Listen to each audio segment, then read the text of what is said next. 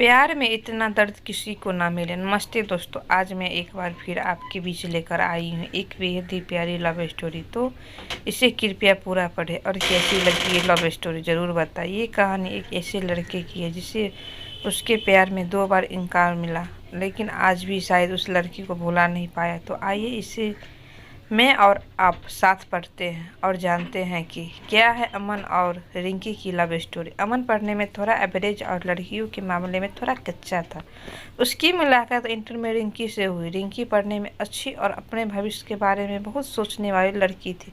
धीरे धीरे इंटर ख़त्म होते होते वो अच्छे दोस्त बन गए थे और इंटर में अमन ने रिंकी से अपने प्यार का इजहार कर दिया, लेकिन रिंकी ने इनकार करते हुए बड़े प्यार से उसे समझाया, हम दोनों की ज़िंदगी खराब हो जाएगी क्योंकि हम ना ही क्लास में पढ़ाई कर पाएंगे और ना ही घर पर। अमन को रिंकी की बात थोड़ी बुरी लगी लेकिन फिर उसे समझ में आ गया कि रिंकी सही कह रही है और उससे अपने भविष्य और पढ़ाई पर फोकस करना शुरू कर दिया।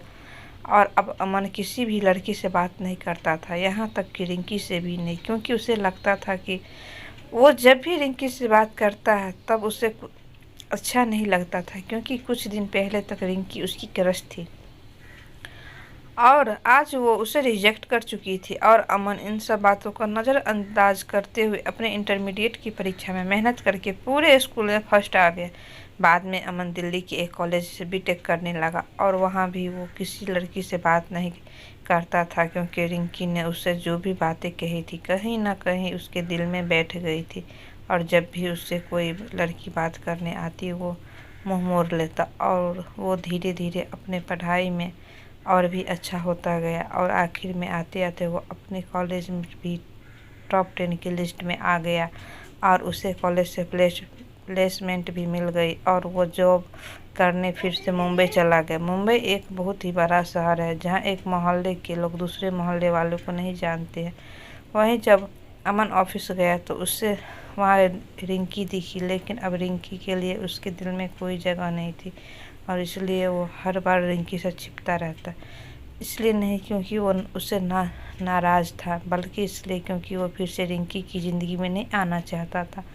लेकिन वह कहते हैं ना कि भगवान की मर्ज़ी के आगे किसी की नहीं चलती।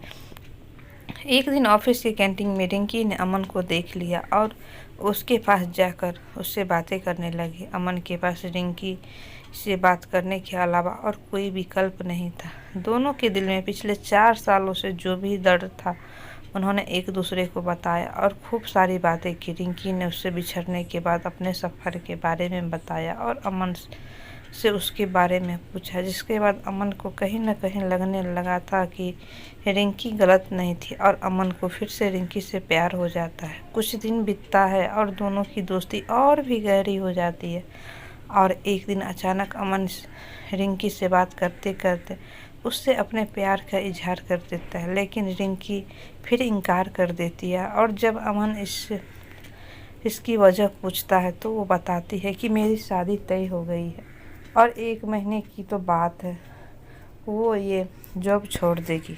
जब ये बात अमन को पता चला वो एक बार फिर टूट गया, जिसके बाद वो अपने आप को संभाल नहीं पाया और एक चिट्ठी रिंकी के लिए छोड़कर चला गया। और रिंकी उस खत को पढ़ती है जिसमें लिखा था, मेरी प्यारी रिंकी, मैं तुमसे बहुत प्यार करता हूँ, लेकिन शायद तुम मेरी ज़िंदगी में नहीं हो, इसलिए तो मैंने तुम्हें 2 बार खोया है। कोई भी इंसान इतना बदनसीब कैसे हो सकता है कि अपने प्यार को 2 बार खोए। मैं नहीं जानता कि मैं तुमसे दूर रह के भी जी पाऊँगा कि नहीं, लेकिन अगर तुम्हें किसी और से शादी करते देख लूँगा तो पक्का जी नहीं पाऊँगा। इसलिए मैं तुम्हें और इस शहर दोनों को छोड़ के जा रहा हूँ। शायद तुम मुझे भूल जाओ, लेकिन दूसरी बार मिलने के बाद मैं तुम्हें कभी नहीं भूल पाऊँगा। मैं भगवान से प्रार्थना करूँगा कि वो तुम्हें और तुम्हारे होने वाले पति को हमेशा खुश रखे। तुम्हारा प्यारा अमन। खत पढ़ने के बाद रिंकी रोने लगी और अमन को बहुत ढूंढा पर वो कहीं भी नहीं मिली। और बाद में रिंकी ने अपने परिवार की खुशी के लिए अभिषेक से शादी कर ली, लेकिन रिंकी को आज भी ये बात हमेशा सताती है जो कि अमन ने कहा किस हाल में होगा। यहाँ तक तो उसे ये भी नहीं पता कि अमन जिंदा भी है या नहीं। एक तरफ रिंकी अंदर ही अंदर घुटती रहती है, लेकिन दूसरी तरफ वो एक परफेक्ट बहू, परफेक्ट पत्नी और परफेक्ट माँ भी है, जिससे उसके परिवार वाले हमेशा प्यार करते हैं और हमेशा प्यार करते रहेंगे। हमें ये तो नहीं पता कि रिंकी ने इंटर में या जॉब टाइम पर अमन को ठुकरा के गलत किया है या सही, लेकिन अमन ने ये साबित कर दिया कि वो रिंकी से सच्चा प्यार करता था और इस बात का एहसास शायद अब रिंकी को भी हो चुका था और इसलिए शायद आज तक रिंकी अपने आप को माफ़ नहीं कर पाई। मिल जाती अगर सभी को अपनी मोहब्बत में मंजिल, तो यकीनन रातों के अंधेरे में कोई दर्द भरी शायरी नहीं लिखता। इसी के साथ मैं आपसे विदा लेती हूँ। दोस्तों, कैसी लगी sad love story in Hindi comment करके हमें ज़रूर बताएं। अगर आपको ये कहानी ज़रा सी भी पसंद आई हो तो इसे ज़रूर शेयर करें और ऐसी ही पोस्ट पढ़ने के लिए हमें आप फॉलो करें। आपको बहुत बहुत धन्यवाद।